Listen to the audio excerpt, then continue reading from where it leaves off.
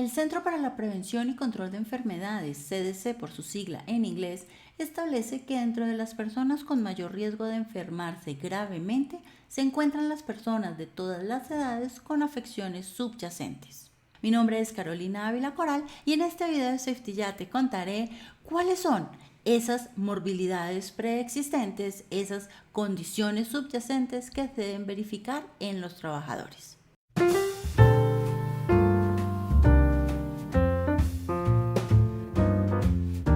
Comencemos con esas afecciones subyacentes. La primera es enfermedad pulmonar crónica o tener asma moderado o grave. En segundo lugar tenemos las afecciones cardíacas graves. En tercer lugar, cuando tenemos un sistema inmunitario deprimido. Esto puede ser generado por condiciones como, por ejemplo, estar en un tratamiento de cáncer, haber tenido un trasplante de órganos o de médula, tener una condición de VIH o SIDA mal manejada o hacer uso de corticoides, entre otras condiciones, para tener un sistema inmunodeprimido. Otra condición subyacente es la obesidad grave, es aquella en la cual el índice de masa corporal es mayor o igual a 40, también es conocida como obesidad tipo 3. Otra condición es cuando la persona sufre de diabetes. Cuando hay enfermedad renal crónica y se encuentra la persona, el trabajador, en tratamiento de diálisis. Enfermedad hepática. Si el trabajador sufre de una enfermedad hepática, eso es considerado una morbilidad preexistente. También tenemos algunas condiciones del trabajador que están asociadas con mayor riesgo en caso de contagio por COVID-19. En los pacientes con infección por coronavirus COVID-19, las principales asociaciones encontradas con mayor riesgo de progresión de la enfermedad y muerte fueron personas mayores de 60 años, antecedente de tabaquismo y falla respiratoria. Todos los trabajadores que tengan morbilidades preexistentes o tengan más de 60 años deben realizar trabajo remoto.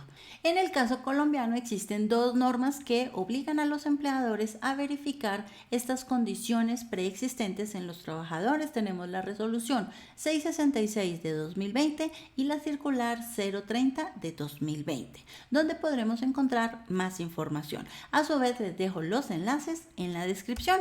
Ya conocemos cuáles son las preexistencias que podrían influir en caso de contagio de COVID-19. También conocemos la normatividad vigente en Colombia. ¿Qué debemos hacer? Un plan de acción. Podemos incluir estas actividades dentro de nuestro plan de acción de la gestión del cambio, las podemos incluir como una acción correctiva, preventiva y de mejora, o podemos de una vez involucrarlas en nuestro plan de trabajo del segundo semestre del 2020. Y entonces surgen unas inquietudes y es, bueno, ¿y qué acciones debo realizar? ¿En qué orden debería realizar las actividades? ¿Cómo debería incorporar lo que dice esta norma y todo lo que aprendimos de las preexistencias en ese plan de trabajo del sistema de gestión de seguridad y salud en el trabajo? Comencemos entonces con cuáles podrían ser esas actividades que debe realizar el empleador. Recordemos que el fin de esto es proteger a estos trabajadores que tienen estas preexistencias de poderse contagiar de COVID-19 porque están en la población de alto riesgo, es decir, podría tener unas consecuencias importantes este contagio en esta población. El primer punto es poder identificar cuáles son los trabajadores que tienen estas preexistencias. Una forma de hacerlo, como lo hacen algunas empresas, es a través de una encuesta. Entonces, listan todas esas preexistencias en un formato, ya sea físico o digital, dependiendo de si la organización está en este momento trabajando o si están en cuarentena o en trabajo en casa. Y una vez tienen esta encuesta, la mandan a todos los trabajadores por algún mecanismo de comunicación establecido en la empresa. Y cada uno de los trabajadores lo llena. La ventaja de este tipo de actividades es que es muy rápido. Llenar la encuesta no toma ni 5 minutos a los trabajadores, se puede hacer en medios digitales, pero incluye dos elementos que hay que tener en cuenta. El primer elemento es que cuando hacemos una encuesta de este tipo, estamos accediendo a información ¿Qué es sensible de este trabajador? Entonces nosotros debemos tener el consentimiento informado del trabajador para manejar esta información. Si es nuestra política de protección de datos y de manejo de datos personales o nuestra política de habeas data, no hemos incluido elementos relacionados con la historia clínica o la salud de los trabajadores o información sensible como esta, pues deberíamos actualizar esa política. Entonces deberíamos tener el consentimiento informado, deberíamos tener una política de cómo es la protección de esos datos del trabajador y claramente tener unos elementos de seguridad informática para garantizar que toda esa información pues no va a ser accesible a cualquier persona de la empresa. Otra alternativa que tenemos es que los trabajadores conozcan la lista de preexistencias y situaciones que los están poniendo en riesgo, se dirijan a su EPS y soliciten a su médico tratante una certificación. Esta certificación no es necesario que mencione nada de la historia clínica del trabajador, simplemente que el médico certifique que la persona con cédula tal o con documento de identificación tal tiene una de las condiciones de movilidad preexistente o condiciones de riesgo para COVID-19 y que por lo tanto se recomienda trabajo en casa. Ese puede ser un documento que puede generar el médico, de la misma forma como cuando uno va a la cita médica de la EPS y le generan un certificado de asistencia o le generan una receta con un medicamento, una orden para un examen o una incapacidad, pues la EPS podría surtir un certificado de este tipo.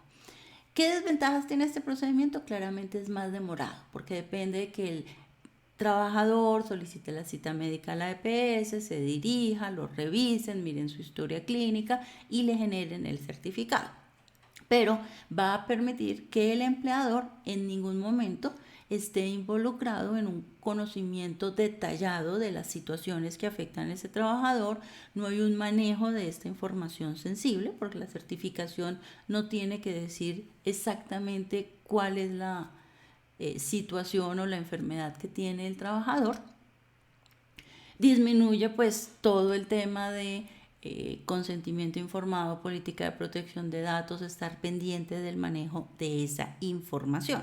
Y al final vamos a lograr el objetivo, que es poder contar con la información de un profesional idóneo para determinar si ese trabajador tiene o no una de esas condiciones de morbilidad preexistente. Una vez ya tenemos a todos estos trabajadores diferenciados, cuáles tienen preexistencias y cuáles no, los que tienen preexistencias pues deben ser asignados a trabajo en casa o trabajo remoto para la ejecución de sus funciones. Pero puede suceder que de pronto las funciones que realiza este trabajador no puedan ser realizadas a través de medios digitales desde la casa. Puede ser que estas actividades tengan que ser necesariamente realizadas de forma presencial. En cuanto a esto, lo que nos dice la normatividad vigente, principalmente para las personas mayores de 60 años, pero el concepto también es aplicable para menores de 60 años que tengan preexistencias, es que debemos buscar la forma de reconversión laboral. Es decir, mirar si podemos asignar otro tipo de funciones, otro tipo de actividades que este trabajador pueda realizar de forma remota. Si definitivamente logramos que el trabajador esté trabajando en casa, debemos hacer el respectivo reporte a la ARL como lo solicita la circular 041 de 2020 de trabajo en casa. Pero podemos llegar a una situación en la que definitivamente no fue posible que realizara ni sus funciones ni pudimos hacer una reconversión laboral y definitivamente el trabajador debe hacer trabajo presencial.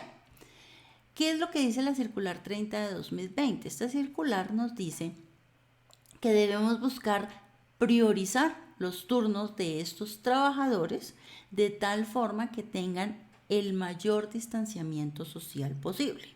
Y aquí vuelve otra vez el tema de la reconversión y es mirar la posibilidad de que si definitivamente le tocó ir a trabajar a la organización, pues tenga actividades o se le quiten esas funciones en las cuales tenía mucho intercambio de información con otras personas. Por ejemplo, si este trabajador está en servicio al cliente, pues estaría muy vulnerable al tener todos los días contacto con muchas personas en su labor. Entonces podríamos reasignarlo de pronto a hacer unas tareas de archivo, a hacer unas tareas administrativas, a hacer otro tipo de actividades que pueda realizar el trabajador con el mayor distanciamiento social posible y también en unos turnos en los cuales tenga menor interacción, no solo en su trabajo, sino también en el transporte público.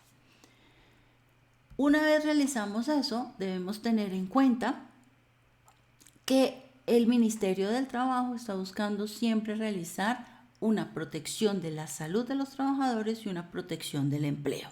Lo ideal es que este tipo de personas que están clasificadas con preexistencias o que tienen más de 60 años, pues realmente no asistan de forma presencial a la empresa. Pero debemos tratar de proteger el empleo y debemos también evitar hacer cualquier tipo de discriminación de estas personas. Entonces, lo mejor es que estas personas puedan hacer su trabajo en casa. Si definitivamente no pueden, la recomendación es que busquen la asesoría del líder de seguridad y salud en el trabajo, del médico laboral de la empresa y del abogado de la empresa para identificar si de pronto pueden dejar a esta persona con alguno de los mecanismos de protección al empleo que ha expedido el Ministerio del Trabajo a través de varias circulares. Si les ha gustado este video, denle me gusta y déjenos en los comentarios cómo realizas la verificación de morbilidades existentes entre los trabajadores de tu organización.